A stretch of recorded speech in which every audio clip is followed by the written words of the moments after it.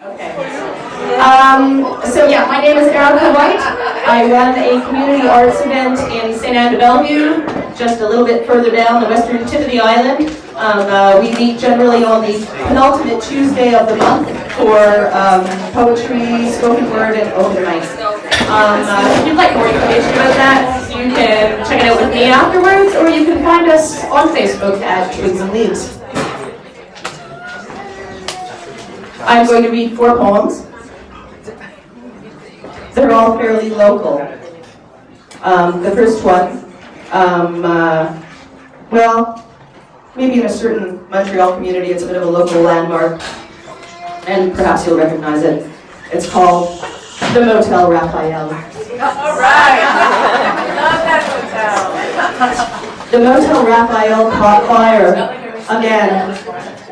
The article in the paper that I tore out of a stack I was using to line the bed I am trying to free of weeds said the integral structure is still sound. Last night the dog spoke in my dream. She understands everything we say, knows the invisible guest at my dinner table, the place set for no one sees, the secret plate.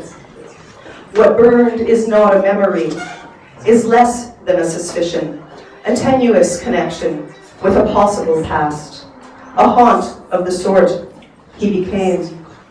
Empty now, it still stands.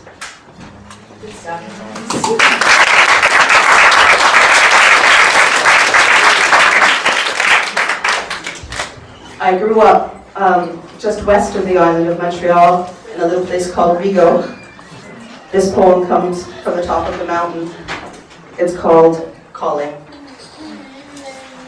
5 pine cones grow in a circle at the top of a tall pine tree that grows on a high hill. The wind blows through the branches. Chickadees dart through the boughs. The sunshine splashes shadows on the needles and they sway. A pine cone tumbles. Chickadee chirps. A feathery, pungent afternoon with clouds scudding across the sky. 3 men standing on the crest of the rock and the big blue sky behind them. The wind blowing over the land. A mossy outcrop, a faint trail, a trickle down the rock. A small pool, the clear reflection crumpled, warm pink stone, earth without voice, insists. Imagine that we created an installation where we took parts of old laptops and hard drives, stuffed them into envelopes and wrote email addresses on the front, then made noises like dial-up modems while we rode horses up and down the street. Imagine that we took 2 cell phones and attached them together with a string. Then we found 2 apartment buildings really close together, closer than current zoning permits would allow. And you sat in the kitchen of one apartment, holding one phone, while across the alley, I sat in a bathroom holding the other. Imagine that you called me with your voice. Imagine that you shouted my name, and I answered you.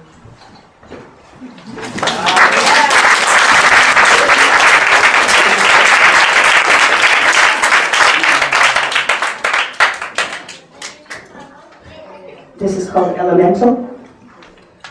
A shell inside a rock. A shell inside a rock. A shell inside a rock. About the size of the center of a rose. A perfect spiral of gleaming white, enclosed by the black stillness of earth.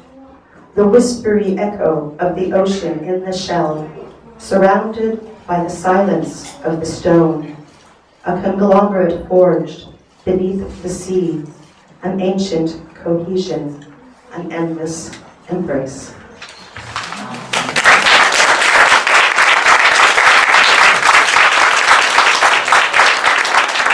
Thank you very much.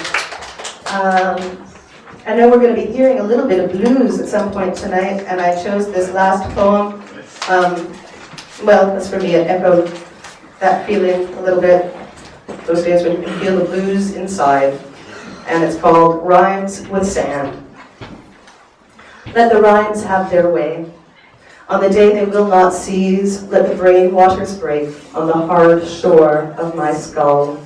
A tide of words surging, waves of words, let them flow, let them go. Don't down the way or try to stay silent while they wash over the contents of a mind, turning this into a line or that into a song, and then they sing it all day long, ceaselessly. Let the rhymes come.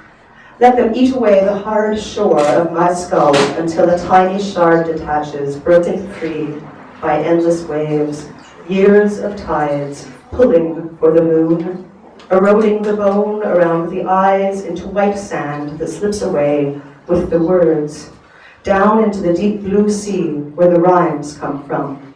There are some that take years to recognize, but once you know them, then they are your own. Let the rhymes come, long enough to learn the shape of things the empty eyes of a skull can never see, from a stubborn spot where water meets the land, let my eyes turn to sand, return to sea.